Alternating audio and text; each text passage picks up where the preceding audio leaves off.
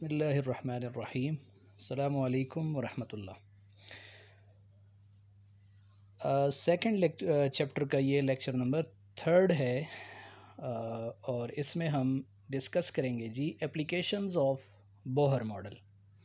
हमने Bohr's model को discuss किया। अब अगर बोहर्स मॉडल को अगर आप यूज़ करेंगे उससे आप क्या क्या एप्लीकेशंस उससे हासिल कर सकते हैं। ठीक है, तो देखें बोहर मॉडल जो है वो आपको रेडियस के बारे में बताता है, एनर्जी के बारे में, फ्रीक्वेंसी के बारे में, वेव लेंथ और वेव नंबर के बारे में। यानी ये सारी जो हैं बातें आप किससे डिराइव कर सकते हैं? बोहर एटॉमिक मॉडल से। ठीक है, तो इन एप्लीकेशंस को हम डिटेल से देखेंगे और कोशिश करेंगे इसको समझने की। ठीक है, कहता है कि Bohr had assumed that proton being 1836 times heavier remain stationery with respect two electron. क्या मतलब है इसका? इसका मतलब ये है कि बोहर ने ये एज्यूम किया कि प्रोटॉन जो है वो 1836 गुना ज़्यादा हैवी है किससे? इलेक्ट्रॉन से, और इलेक्ट्रॉन रिवॉल्व कर रहा है, जबकि प्रोटॉन क्या है जी? स्टेशनरी है। स्टेशनरी से मुराद क्या है? एक जगह पे साकिन है, जैसे आप यहाँ पे देख सकते हैं ये प्रोटॉन है और ये बाहर क्या है? इलेक्ट्रॉन है। अब कहते हैं consider an atom of hydrogen hydrogen. आप कंसिडर करें एक हाइड्रोजन एटम। ये आपको जो दिखाया गया ये भी क्या है? हाइड्रोजन एटम है। ठीक है, जिसका एटॉमिक नंबर क्या है? Z। एटॉमिक नंबर Z का क्या मतलब है? एटॉमिक नंबर किसको कहते हैं? नंबर ऑफ प्रोटॉन और नंबर ऑफ इलेक्ट्रॉन। यानी इसके अंदर जो प्रोटॉन है वो कितना है? एक है, और एक ही बाहर क्या है? इलेक्ट्रॉन है।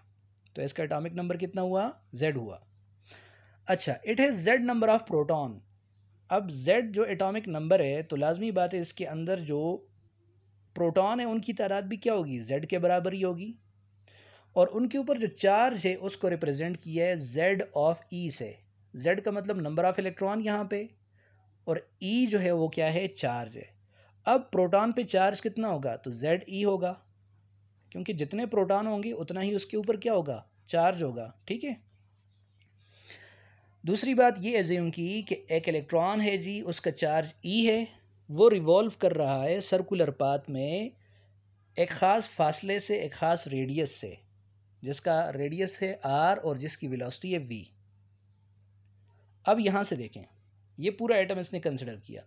ये पूरा एटम किसका है जी? हाइड्रोजन का। इसके अंदर ये न्यूक्लियस है जिसके ऊपर पॉजिटिव चार्ज है, और इस पॉजिटिव चार्ज को हमने डिनोट किया किससे? ZE से। बाहर इलेक्ट्रॉन है, इलेक्ट्रॉन के ऊपर चार्ज क्या है? E। और प्रोटॉन के गिर्द ये इलेक्ट्रॉन घूम रहा है, और ये कितने फासले पे घूम रहा है? तो वो रेडियस बता दिया R। ये R है जी। और इसकी वेलोसिटी कितनी है? ये जो मूव कर रहा है तो किस वेलोसिटी के साथ? V वेलोसिटी के साथ क्या कर रही है? मूव कर रहा है। अब यहाँ पे देखिए, आपने एक फोर्स पढ़ी है जिसको कहते हैं कोलम्बिक फोर्स। कोलम्बिक फोर्स आपने फिजिक्स के अंदर भी पढ़ा होगा कि फोर्स ऑफ अट्रैक्शन या रिपल्शन को कहा जाता है। दो अपोजिट चार्जेस के दरमियान जो है अट्रैक्शन को कहा जाता है, या दो सेम चार्जेस के दरमियान रिपल्शन को क्या कहा जाता है? कोलम्बिक फोर्स ऑफ अट्रैक्शन या रिपल्शन। तो यहाँ पे चूंकि फोर्स ऑफ अट्रैक्शन है पॉजिटिव और नेगेटिव चार्ज के दरमियान, तो वो ला ये कहता है कि ये फोर्स ऑफ अट्रैक्शन जो होती है ये डायरेक्टली प्रोपोर्शनल होती है। आपके पास चार्ज कितना है दोनों के ऊपर? Q1 मल्टीप्लाई बाई Q2 और डिवाइडेड बाय R स्क्वेयर, यानी रेडियस के स्क्वेयर के इन्वर्सली प्रोपोर्शनल है। और किसके डायरेक्टली प्रोपोर्शनल है जी? प्रोडक्ट ऑफ चार्जेस के। प्रोडक्ट ऑफ चार्जेस के, ये कूलम लॉ कहता है। तो यहाँ से जब आप ये प्रोपोर्शनलिटी हटाते हैं तो आप क्या लगाते हैं? K। क्या लगाते हैं? K, कांस्टेंट लगाते हैं। तो ये इक्वेशन कह दिया हमने इसको 2.2। अब चूंकि यहाँ पे दो चार्जेस हैं Q1 Q2, एक चार्ज है पॉजिटिव, एक चार्ज है नेगेटिव। प्रोटॉन वाले चार्ज कौन से है? ZE, और नेगेटिव वाले चार्ज कौन से? E। तो हम उसकी जगह पे ये पुट कर देते हैं जी। Q1 में कह देता हूँ ZE है प्रोटॉन का चार्ज, और Q2 जो है वो कौन सा चार्ज है? इलेक्ट्रॉन का चार्ज, तो उसको हमने कह दिया E। तो Q1 की जगह देखें क्या लिख लिया? ZE मल्टीप्लाई बाय Q2 की जगह पे क्या लिख दिया? E divided by R square. ये बिल्कुल इस इक्वेशन से आया ये हमारे पास ये रिलेशन। अब कहते हैं कि यहाँ पे K जो है, K कांस्टेंट जो है, ये किसके इक्वल होता है, तो ये वैल्यू आपने याद रखनी है। This is equal to 1/4 pi epsilon naught, epsilon naught. और यहाँ ई नॉट या एप्सिलॉन नॉट जो है ये क्या है, वैक्यूम परमिटिविटी कांस्टेंट। क्या मतलब है इसका जी, and it is measure of how easy it is for electrostatic force to pass through the vacuum. क्या मतलब है, मतलब ये है परमिटिविटी का क्या मतलब होता है, देखें ये यहाँ पे फॉर एग्जांपल एक चार्ज है पॉजिटिव और यहाँ पे क्या है नेगेटिव चार्ज है। अब इन दोनों के दरमियान क्या है, फोर्स ऑफ अट्रैक्शन है, और यहाँ पे क्या है वैक्यूम है, खाली जगह है, बिल्कुल वैक्यूम है, कोई यहाँ पे मीडियम नहीं है। तो ये दोनों फोर्स, दोनों चार्जेस जो हैं किस हद तक एक दूसरे को क्या कर रही हैं जी, अट्रैक्ट या रिपेल कर रही हैं। दो चार्जेस अगर सेम चार्जेस हैं तो अट्रैक्ट कर रही हैं, अगर सॉरी सेम चार्जेस है तो रिपेल कर रही हैं, अपोजिट चार्जेस है तो क्या कर रही हैं, अट्रैक्ट कर रही हैं। तो क्या यहाँ पे अगर वैक्यूम में हटा के कोई और चीज़ रख दूँ तो बताएं इनकी अट्रैक्शन और रिपल्शन क्या होगी, अफेक्ट होगी कि नहीं होगी, होगी, लाजमी बात है। इसी को क्या कहा जाता है, वैक्यूम परमिटिविटी। कि अगर आपने वैक्यूम रखा है तो ये चार्जेस किस हद तक एक दूसरे को अट्रैक्ट या रिपेल करेंगे, तो इसको कहा जाता है वैक्यूम परमिटिविटी। और इसको ज़ाहिर किया जाता है ई एप्सिलॉन नॉट से, किससे, एप्सिलॉन नॉट से। और ये वैल्यू है किसकी, के की, K is equal to 1/4 pi epsilon nought E. ठीक है, अब इसकी वैल्यू भी दी हुई है, फ्री स्पेस अगर है दरमियान में कोई मीडियम नहीं है तो इसकी वैल्यू दी हुई है, ये आपको याद रखनी चाहिए, 8.854 इंटू 10⁻⁻12 कूलम स्क्वायर पर न्यूटन पर मीटर स्क्वायर। ये आ गई आपके पास इक्वेशन एफ कोलम्बिक की ZE² divided by 4 pi epsilon naught R square. ये कहाँ से आ गया जी, ये हमने के की वैल्यू पुट की, के की वैल्यू क्या पुट की, 1/4 pi epsilon naught R square, epsilon naught R square. तो ये वैल्यू हमने पुट की तो हमारे पास ये इक्वेशन आ गई 2.3। अब कहते हैं कि this centripetal force provided by the coulombic force of attraction is balanced bye centrifugal force. अब जो ये कोलम्बिक फोर्स है ना, ये असल में सेंट्रीपिटल फोर्स है। जो कौन प्रोवाइड कर रहा है, असल में कोलम्बिक फोर्स जो है ये क्या कर रहा है, सेंट्रीपिटल फोर्स प्रोवाइड कर रहा है। और ये सेंट्रीपिटल फोर्स यहाँ पे किसको बैलेंस करती है, सेंट्रीफ्यूगल फोर्स को। और सेंट्रीफ्यूगल फोर्स किसके बराबर है जी, mv² डिवाइडेड बाई आर के बराबर है। असल में जो इलेक्ट्रॉन रिवॉल्व करते हैं तो इसके ऊपर दो क्या लग रही हैं, फोर्सेस लग रही हैं, एक सेंट्रीपिटल फोर्स है और एक सेंट्रीफ्यूगल फोर्स है।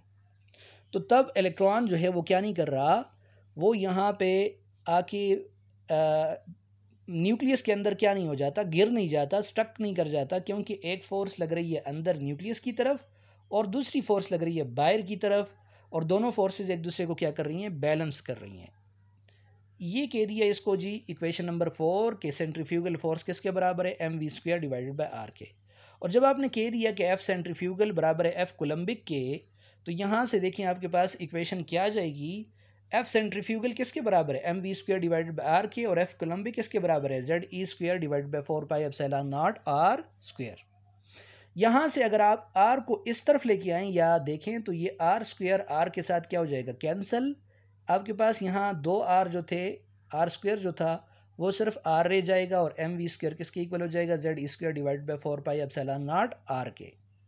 जबकि आर को सिर्फ अगर देखें, सिर्फ रेडियस को देखें, अगर इस पूरी को अगर आप रीअरेंज कर लें तो रीअरेंज ऐसे करें कि आर को एक तरफ इस तरफ ले आएँ तो mv² देखिए उस तरफ आके क्या हो जाएगा, 4 पाई एप्सिलॉन नॉट के साथ क्या हो जाएगा, मल्टीप्लाई हो जाएगा। तो क्या रह जाएगा जी, 4 pi epsilon naught v² into M और ZE² अपनी जगह पे। तो ये इक्वेशन आ गई किसके लिए, आर के लिए। कहते हैं कि ये इक्वेशन 2.6 जो है ये बताती है कि रेडियस जो है वो इन्वर्सली प्रोपोर्शनल है square root of velocity of electron के। यहाँ पे ये आर और वी का क्या रिलेशन है, R is inversely proportional to v², यानी स्क्वायर ऑफ वेलोसिटी। इस तरह electron move faster in an orbit of smaller radius. इस तरह अगर आप देखें कि जितना रेडियस क्या हो जाएगा, कम, रेडियस कम का क्या मतलब है, जितना न्यूक्लियस से इलेक्ट्रॉन करीब होगा उतनी इसकी वेलोसिटी क्या होगी जी, ज़्यादा होगी, उतनी इसकी वेलोसिटी क्या होगी, ज़्यादा होगी। तो ये बात देखें MCQs में पूछी जा सकती है कि इलेक्ट्रॉन जितना करीब होगा न्यूक्लियस के तो उसकी वेलोसिटी कम होगी या ज़्यादा होगी, तो ज़्यादा होगी उसकी वेलोसिटी v² के हिसाब से। अब कहते हैं कि according to fifth postulate of Bohr atomic model, fifth postulate में आपने पढ़ा है कि एंगुलर मोमेंटम किसके बराबर है, एन एच डिवाइडेड बाई 2 पाई के।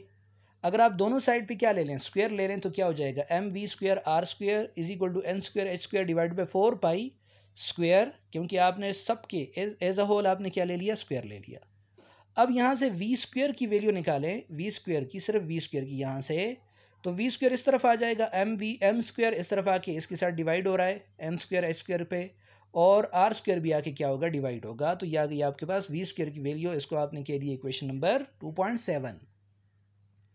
अब यही वी स्क्वायर की वैल्यू उठा के आप इक्वेशन नंबर 2.6 जो ऊपर आपने आर की वैल्यू फाइंड की थी, आर वाली इक्वेशन, उसके अंदर पुट कर दें। तो देखिए वो इक्वेशन क्या थी, R is equal to N square H square epsilon naught Z E square pi into M. तो यहाँ पे आप वैल्यू पुट करें किसकी, एन स्क्वायर की, सॉरी वी स्क्वायर की।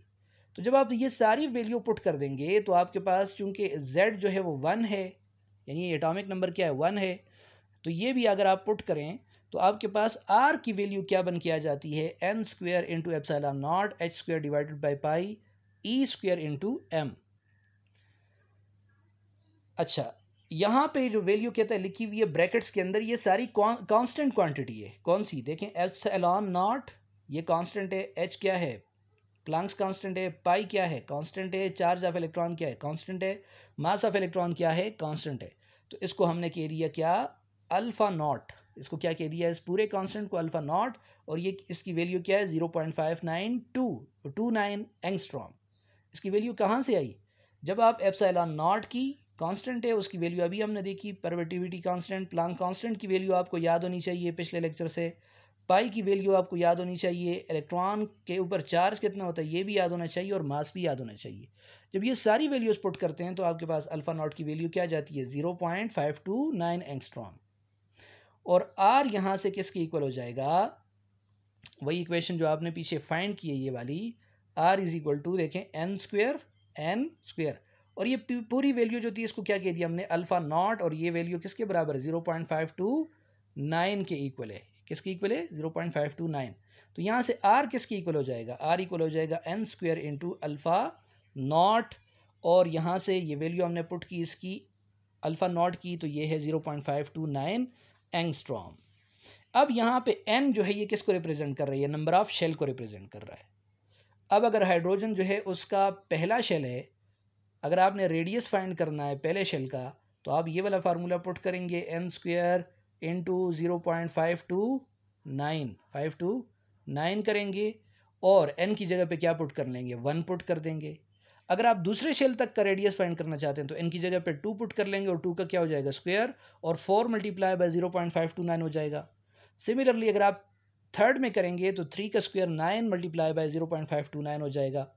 तो देखिए यहाँ पे पहले शेल की का रेडियस जो है वो बताया हुआ है, R1 is equal to N की जगह पे क्या पुट किया, 1 मल्टीप्लाई बाय 0.529, तो ये आ जाएगा जी 1 के साथ मल्टीप्लाई होके। 2 पुट करेंगे तो 2 का स्क्वायर 4 मल्टीप्लाई बाय 0.2529, तो ये आ जाएगा 2.116। इसी तरह कहता है कि एग्जाम्पल में आपसे पूछा हुआ है कि आप कैलकुलेट करें किसको जी, radius of third and fourth orbit. तो थर्ड ऑर्बिट को कैसे कैलकुलेट करेंगे, एन की जगह पे क्या पुट कर लें, 3 पुट कर लें, तो 3 इंटू 3 क्या हो जाएगा, 9 मल्टीप्लाई बाई क्या हो जाएगा 0.529, 4.761 हो जाएगा। R4 के लिए कैसे फाइंड करेंगे, एन की जगह पे 4 पुट कर लें, 4 का स्क्वायर 16, और 16 मल्टीप्लाई बाय इसकी वैल्यू के साथ जब आप मल्टीप्लाई करेंगे तो आपके पास वैल्यू आ जाएगी 8.464 एंगस्ट्रॉम। ठीक है। इसी तरह प्रैक्टिस प्रॉब्लम में आपसे पूछा हुआ है कि आप 5th और 6th ऑर्बिट का मालूम करें हाइड्रोजन का, तो कैसे मालूम करेंगे, एन की जगह पे क्या पुट कर लेंगे, 5 पुट कर लेंगे और स्क्वायर ले लेंगे। इसी तरह एन की जगह पे क्या पुट कर लेंगे, 6 पुट कर लेंगे और क्या कर लेंगे, स्क्वायर। यानी यहाँ पे 25 मल्टीप्लाई बाय क्या होगा 0.529, और यहाँ पे क्या होगा 36 मल्टीप्लाई बाय 0.529। तो आपके पास वैल्यू आ जाएगी किसकी, रेडियस ऑफ 5th और 6th ऑर्बिट की। ठीक है। यहाँ पे एक बात आप नोट करेंगे कि रेडियस R1 जो है, R1 जो है उसकी वैल्यू कितनी है, उसकी वैल्यू है 0.529। R2 की वैल्यू है 2.116। इसका मतलब ये है कि न्यूक्लियस से पहला शेल करीब है, दूसरा ज़रा दूर है, तीसरा उससे भी दूर है, तीसरा उससे भी क्या है जी, दूर है, और चौथा जो है उससे भी दूर है, और पांचवा उससे भी क्या होगा, दूर होगा। यानी यहाँ पे जो डिस्टेंस है वो डिस्टेंस पहले और दूसरे में नहीं होगा, और यहाँ पे जो पहले और दूसरे में डिस्टेंस है वो दूसरे और तीसरे के दरमियान नहीं होगा, बल्कि तीसरे के दरमियान क्या होगा, ज़्यादा होगा। यानी जितना आप न्यूक्लियस से दूर होते जाते हैं तो ऑर्बिट जो है वो फैलता जाता है, वो दूर होता जाता है। ठीक है, तो ये थी बात किसकी, ऑर्बिट की, और रेडियस की बात हो रही थी। और उसके लिए एक ही फार्मूला देखें जो हमने डिराइव किया, R is equal to N square multiply by 0.529। तो इस फार्मूले को आपने याद रखना है। आपसे कोई भी ऑर्बिट का क्या पूछा जाए, रेडियस पूछा जाए, तो बस सिर्फ उसी ऑर्बिट का नंबर क्या कर लें, पुट कर दें, उसका स्क्वायर ले लें और मल्टीप्लाई करें इसके साथ, तो आपके पास रेडियस आ जाएगा।